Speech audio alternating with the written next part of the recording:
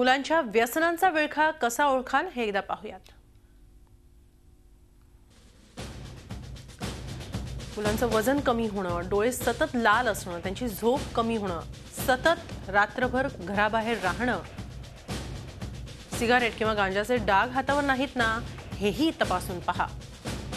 नखांचा आकार बदलतो, सतत खोटं बोलणं त्यांच्याकडून येत राहतं, सतत एकटं राहणं, घरातल्या व्यक्तींची ते संबंध टाळू लागतात। त्यांच्या वर्तनातूनही तुम्ही ते व्यसनांच्या विळख्यात आहेत हे ओळखू शकाल। या सगळ्या संदर्भात आपण अधिक माहिती घेऊया, चर्चा करूया आमच्या प्रतिनिधी दीपाली जगताप पाटील यांच्याकडून। दीपाली, एका पालकांच्या सजगतेमुळे, सतर्कतेमुळे म्हणा, हा सगळा प्रकार उघडकीस आला आणि पुन्हा एकदा ड्रग्सच्या विळख्यात तरुणाई कशी अडकत चाललेली आहे हे दिसून आलेलं आहे। कॉलेज परिसरात हा सगळा प्रकार घडत होता जो थांबवला गेला, या संदर्भात कॉलेज प्रशासनाने काही कारवाई केली आहे का? काय करत आहे कॉलेज प्रशासन आणि काय करायला हवं?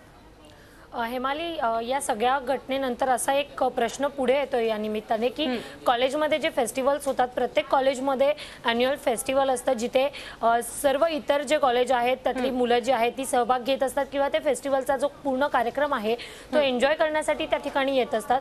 आणि हा क्राऊड जवळपास 20,000च्या घरात असतो, त्यामुळे प्रत्येक विद्यार्थ्याची चौकशी करणं किंवा त्याला तपासणं, त्याचं चेकिंग होणं हे प्रॅक्टिकली आणि प्रत्यक्षात पोलिसांसाठीही शक्य नाही आहे। पण मग अशा वेळेला काय करता येईल? जर ड्रग पेडलर सारखे जे काही गुन्हे आहेत किंवा ड्रग पेडलर्स जे आहेत ते अशा मुलांना फेस्टिवल्सच्या दरम्यान जर टार्गेट करत असतील तर अशा वेळेला कॉलेज प्रशासनाने काय केलं पाहिजे? या पातळीवर आता सर्वच कॉलेजने या संदर्भात आता पुढे यायला हवं आणि अशा वेळेला फेस्टिवलच्या दरम्यान मुलांवर लक्ष ठेवण्यासाठी एखादी यंत्रणा हवी का, यावर आता विचार व्हायला हवा। हे नक्की असे फेस्टिवल्स, रेव पार्टी सारख्याकडे जाऊ नयेत अशीच अपेक्षा आहे। मात्र आता आपण पालकांकडे वळूया। जर पालकांच्या लक्षात आलं की त्यांची मुलं काही ॲबनॉर्मल वागतायत किंवा व्यसनांच्या विळख्यात तर सापडत नाहीत ना, अशी भीती जर पालकांच्या मनात निर्माण झाली तर नेमकं त्यांनी काय करायला हवं, यावर काही उपाय त्यांना सांगता येतील का?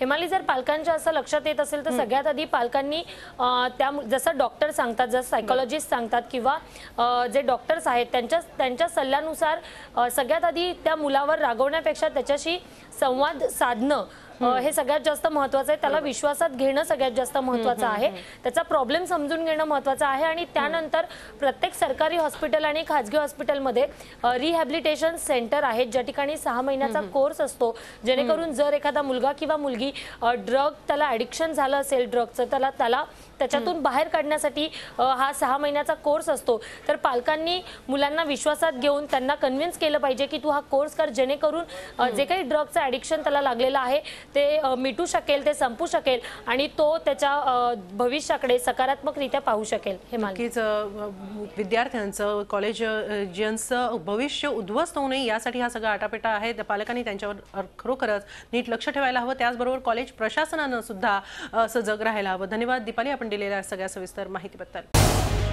झी 24 तास रहा एक पाऊल पुढे।